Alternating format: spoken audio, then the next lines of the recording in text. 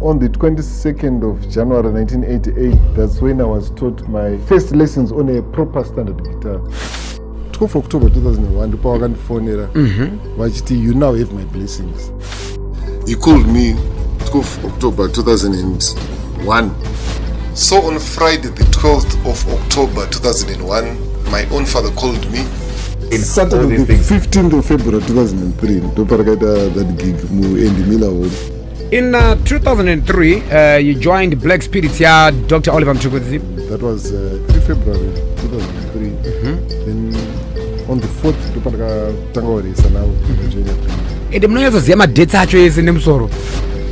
so every time I have an interview on TV, on radio, on a blog, or on my social media platform, and I mention my dates, a lot of people question the accuracy of the dates, and some people are amazed, thinking that I've got a very good photographic memory, and some people even speculate that maybe those dates are made up.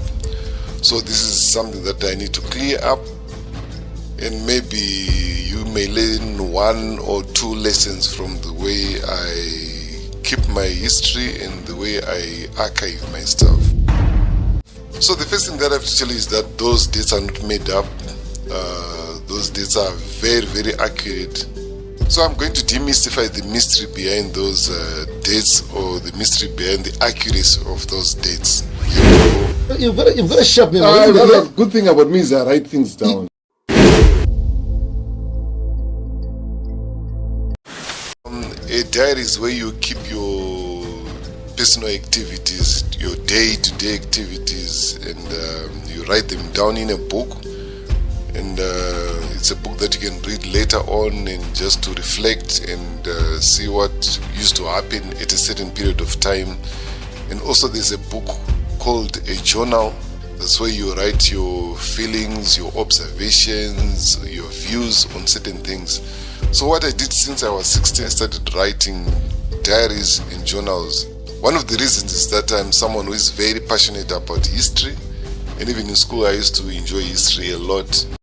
Even when I was on tour, I would visit museums like the Jimi Hendrix Museum in Seattle. I visited it in 2003, USA. I also visited Motown Museum in 2018, as well as Underground Resistance in 2018. So I'm just somebody who is passionate about history and what we can learn from history. But the main reason that I started to write my journals is that when I decided to enter the music industry, I decided to search on some of the top music industry practitioners like Jimi Hendrix, Bob Marley, the Beatles, and so forth. So I started reading a lot of books by those artists, as well as research about local musicians as well. But as you know, very few of our artists have got documentaries or have their histories documented.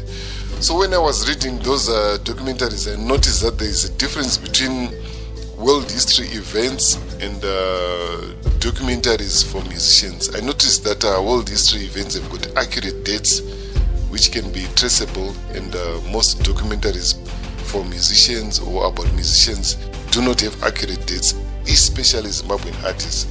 So since I decided to join the music industry, I was very ambitious, so I said I need to document every day of my life and write everything down so that I will have a track record.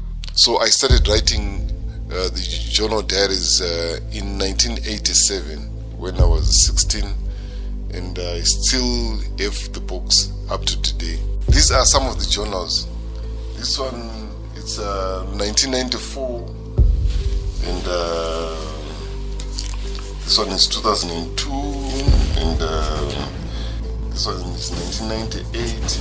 It's very interesting to me when I read them. Like this one, it was written on Monday the 7th of February 1994, and it reads, Matsikatire in the presence of Keda said he hadn't listened to our demo, but followed me to tell me to bring another demo which was well sung and get results this Wednesday. So this is what I wrote on Monday the 7th of February in 1994. So it's just interesting to me, it's just inspiring to read what happened on the day and what I wrote on the day. Move on, also a picture of what happened. So to me, it's very therapeutic. It's not something that I do for money. It's just a hobby, and you know, a hobby is just a pastime that's therapeutic to you.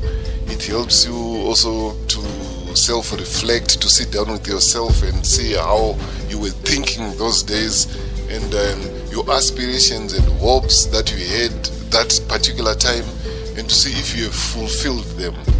So that's the main reason why I started writing diary journals. Now in the digital era, it's even easier for me because I now write on Word documents which are easy to store, which are easy to back up. I back them up online, I back them up in hard drives and other areas where you can back them up. And on a Word document, it's easy that you can even correct your spellings.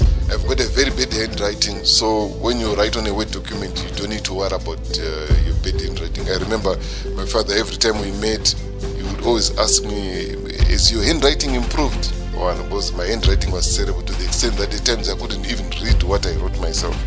So digitalization presented a very better way of writing my documents. So up to now, I still write.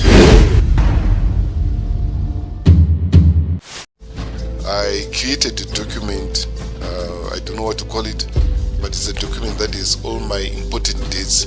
So what I do before every interview is I read that document so that I refresh my memory, so that I keep all the dates in my head. And then when I speak, it's like I'm just speaking from memory. But it's not that I've got a very good memory. I wish I had such a good memory, but my memory is not that good. Because I noticed probably 1 or 2 interviews that I had done, another post some dates. So how do I prevent this? And then I created this document where all my dates are written down, and all the major happenings that happened in my life are written down. So before every interview, I do my homework. But my first time to record was February 1992 with Somanja David.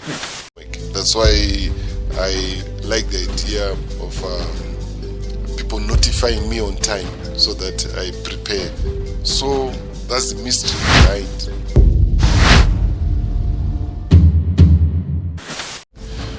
So as I always say,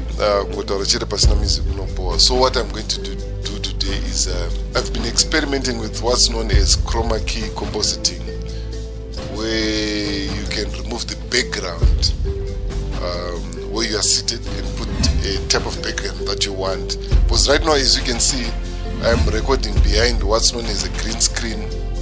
Let me remove the background. Here's what it looks like naturally before any effects are applied. So with a green screen, I can remove the background. I can put myself in Egypt, New York, in Israel, or at Great Zimbabwe. So right now, what I'm going to do is I'm going to do a jam session. I'll have 3 guys playing. I'll have Mono Mukundu, I'll have Clive Mukundu, and I'll have Gwenya Gitarin. So here we go.